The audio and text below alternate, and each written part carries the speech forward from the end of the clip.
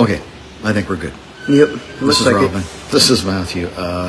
As promised, I know it's a little bit after 1 o'clock. We've just been chatting here off camera. Sorry. But we are at Historic Properties, just on the waterfront here in downtown Halifax. It's a really, it's the weekend. It's a Sunday afternoon when that's when the weather seems to like really take a turn for the worse. I walked in here from my place. The front of my jeans are wet. I had an umbrella. You can be as dressed for the elements as much as possible, but sitting here with Robin, who has no escape from that. And the reason I'm here, I'm trying to document as best I can what's happening here in Halifax. Now, I've known Robin now for a couple of years, and I want to use this platform to share their story. And Robin put up a video from like yesterday morning, before 6 o'clock. So that's where I want to start off, and I've shared Robin's stories. Like, it's about a 7-minute video. I've put it on my own Facebook. It's had a few hundred views, but that's what it's all about. So let's start off right there at that launching point. For those that didn't see that video, exactly what are you saying? What are you telling? What's your life like on the streets here in Halifax? It's been basically hell because I am exposed to bullying by even complete strangers that don't even know who I am, and it's getting harder and harder for me to be able to feel safe out here. I was just before we turned the camera on, I've been thinking about Robin a lot, especially within the last couple of days because of the weather. I didn't go out yesterday. I had several naps just because of the mind frame I was in. And I was thinking of Robin, who has not had the opportunity in quite some time just to get away from everyone and just have some peace and quiet. I know with my mental health issues and stuff like that, like everybody's got mental health issues at some point, so it doesn't matter. But with my mental health issues and stuff like that, like I know when I'm not able to be fit to be around public, but unfortunately I got nowhere to get away from public when I need to. And I am also, like I said, like I would just sit there diddling on my phone, minding my own damn business, and then I have people come up to me and just keep bothering with me when I don't want anything to do with them. Like, it just, I can't escape from my mental health. I can't escape from my physical health. I've got people wanting to spray Bear Mason shit in my head for no goddamn reason. Excuse me, if for those that are out there Christian that took the goddamn thing in the vein, it's all good. But anyways, are you afraid? Are you afraid out there? I really am, because there's no safe spot for me. There's no safe spot for anybody out there, but like right now I'm not really wanting to give a shit about anybody else right now but myself. You know, like I really am, because the more I'm out there, the more it seems that I keep getting bullied. How did you spend the last 24 hours? I was at the waterfront mostly, and like I spent the night at the waterfront, and it was piss pouring rain, so I was pretty much wet.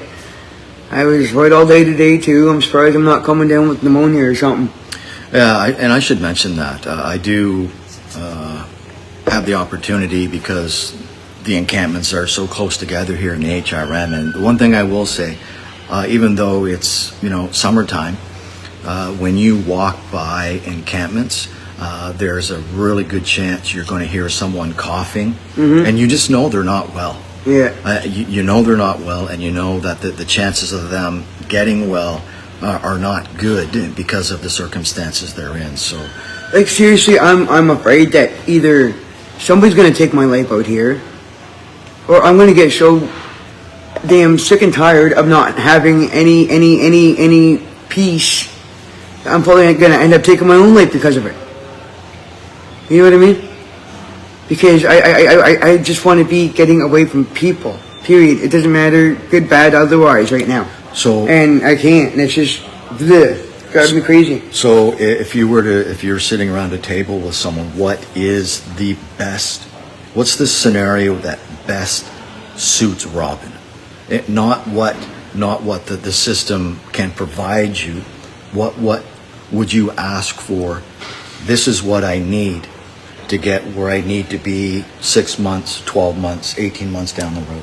Like removing you from the HRM and putting you somewhere else. I'm just like, I don't know, what do you because need? like I really haven't been able to give that much thought, man.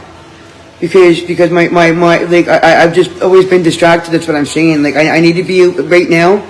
The first step I need is to be able to have my own space where I can stop having the anxiety of thinking that somebody's always going to be there to distract me from what it is that I'm wanting to do. You know what I mean? Yes. Like, yeah, that makes perfect sense. And I don't have any peace, any place for a peace of mind or anything like that. Because no matter where I go, there's always going to be somebody there.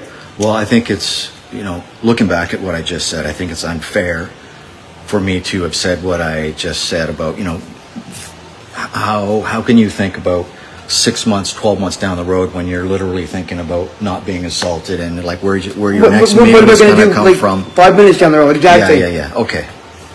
Yeah. I couldn't even answer my father, rather, when he asked me that question. At 16, 17 years down old, you know what I mean? Like, I don't know. I can't think that far ahead. Because nothing is ever guaranteed. You know that there's things that you want to have happen. Okay, so let's start there. That's been my whole life. There's things that I've been wanting to have happen, but anytime I've tried to pursue them, things have always gotten in the way. You know what I mean? Like I've been wanting to work, but then I've gotten sick. Right? I've had ovarian tumors when I was 14 years old, 15 years old. Right? So I had to get those removed. So I had to wait to recuperate and shit like that, and then I went to go. But then my family went to shit, and it's just I don't want to get into my whole like life story history, right? But it's just like it's just the point being in a nutshell. It's just every time I try to get myself help, there's for one thing or another, whether it be working or my mental health or my physical health or whatever the case, there's always been some sort of something to draw me back, to set me back from being able to face my goals. And now I'm getting too much older, and I'm just putting everything on the bucket list now because I don't, you know what I mean? I'm just too depressed now to even think about shit. So what type of dialogue, if any, are you having with any of the outreach community here in the HRM? Or are you just like they have a hard time you getting... seem to be back to square one a lot. I really am, because like I'm constantly misunderstood, right? Like I have huge anger issues. I'm a bipolar disorder person that's unmedicated, not for the lack of trying. Okay, I am with a doctor that's like just a total fucking quack, and I don't have a clue who else I can turn to be able to do me any better, because she's one of those types that likes to think that she knows what's best for you, as opposed to you knowing what's best for you when you've been in your own body for X amount of years. You know what I mean? 42 years, yes. In my case, yes, but I'm just saying, like, for anybody, right? But yeah, anyways, it's how often? Yeah. How often do you have an opportunity to sit down and have a discussion like this? Well, I have the opportunity. Well, like without a camera, not without. Well, I have the opportunity, but whether or not I really like to open up to people is a different story, right? Because there's a lot of things that I like to just keep to myself. There's a lot of things that I like to just keep hidden. I'm not, my whole life is not an open book. And the reasons for that is because I know that if you were to open up to people, certain people could just use that against you. So I'm. Well, that would be unfortunate that they would. Well, yeah, but it's unfortunate. It's unfortunate that there's fucking bullies out there, 40, 50 years old too, that I have to put up with. You know what I mean? Like, there's a lot of shit that's unfortunate. How do you? Let's talk about the bullying for a moment. How does a situation that you're in escalate to where someone's pulling out bear mace? I have no idea. Okay, as far as I can surmise it, I might have an issue with one person, but then that issue with that one person ends up turning out to be an issue with the whole goddamn world. Because that one person will end up gaining the favor for everybody on the streets, you know what I mean? Pretty much. And then next thing you know, like, I don't know, it's just like high school all over again. Or junior high, or whatever the case. But on a level of people are unhoused. And not to mention the fact that we're more on an adult age than we are school age, you know what I mean? We're like, oh, this one's not the one to be liking, or they can't just fucking, just because you know, like, they can't just leave a person well enough alone. Yeah. It's basically my point. You have, they're immature. They're just, you know, like, they got nothing better to do with their lives. Are they dangerous? Probably. Would you consider them dangerous individuals? A lot of them, yes.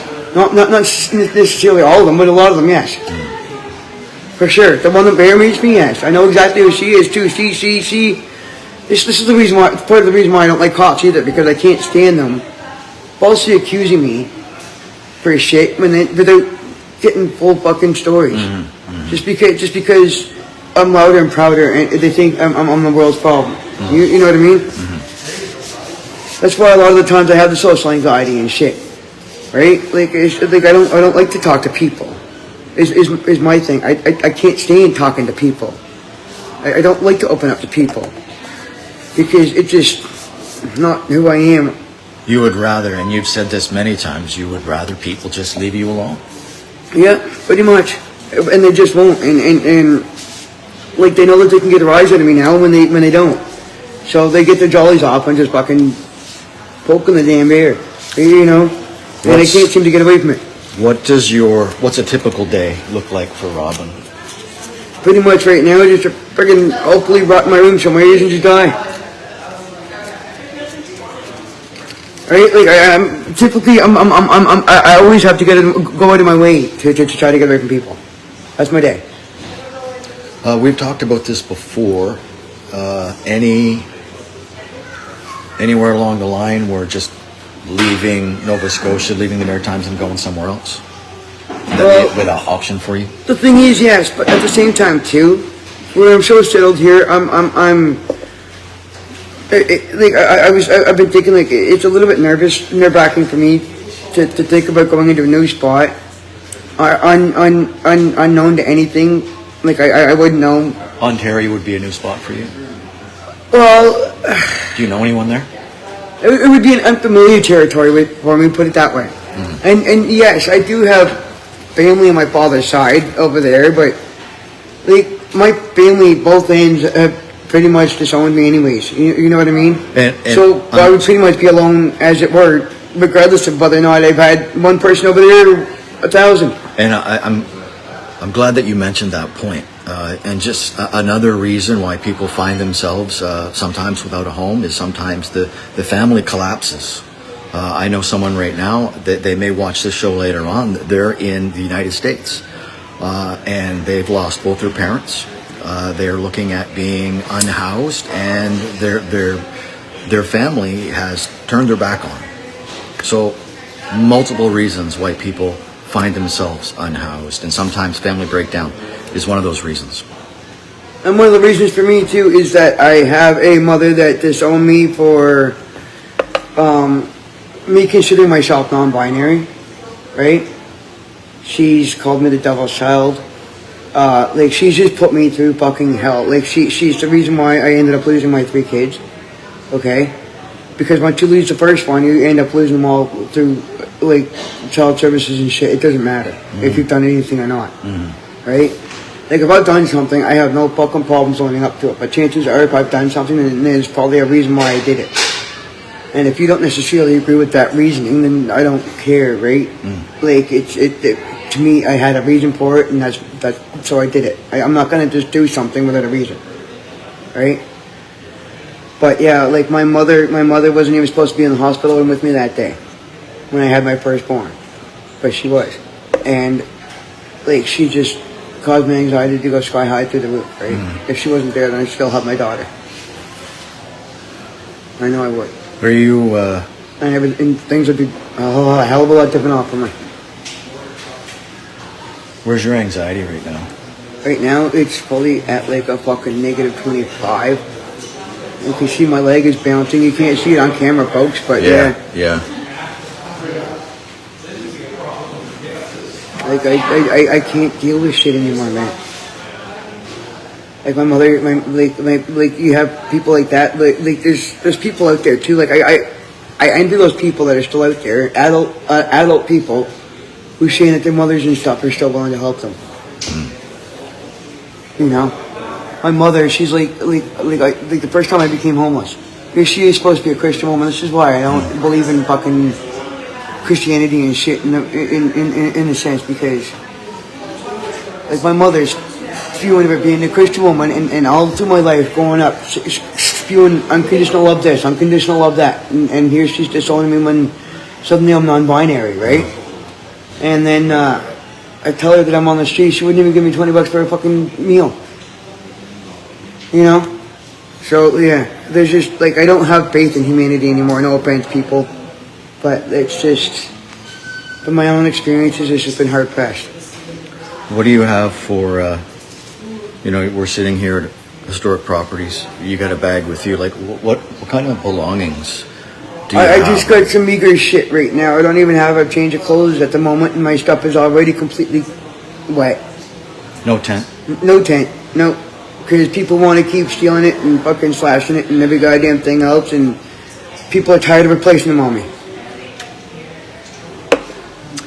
Well, I know that the outreach coordinators, you can see, I know they're still handing out new tents. I can see Yeah, new but tents. that's what I mean. Like they're just getting tired of providing for me.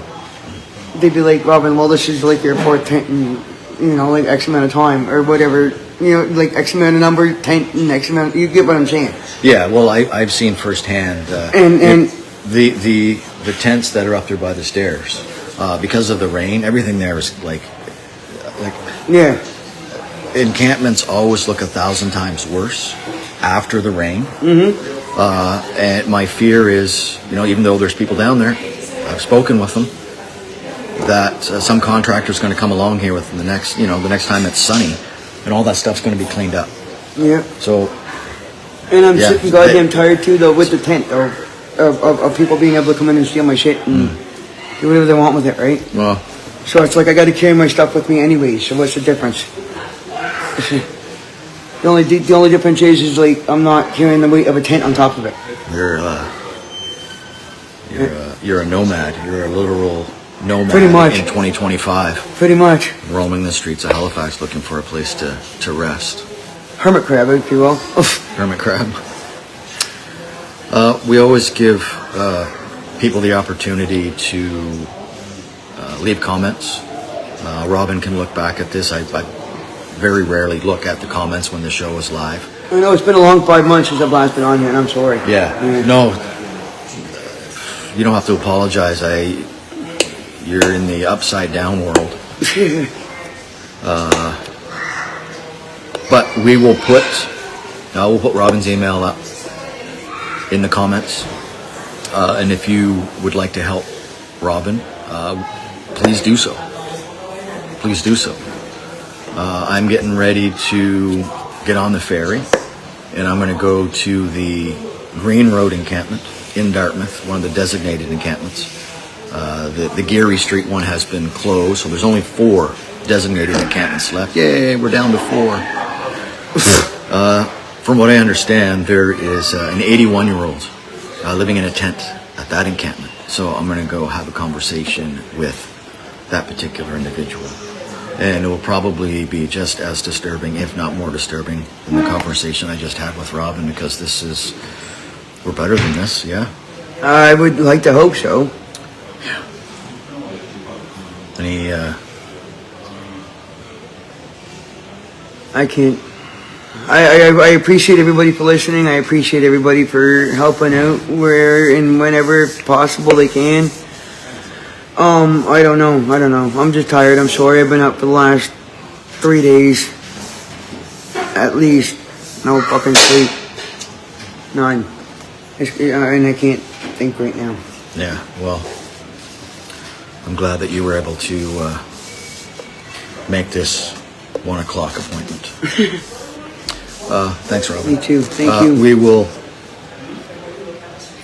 We'll keep you posted. I think Robin is probably going to be picking up their phone on a more regular basis and just telling you how it is at any given time. Oh yeah.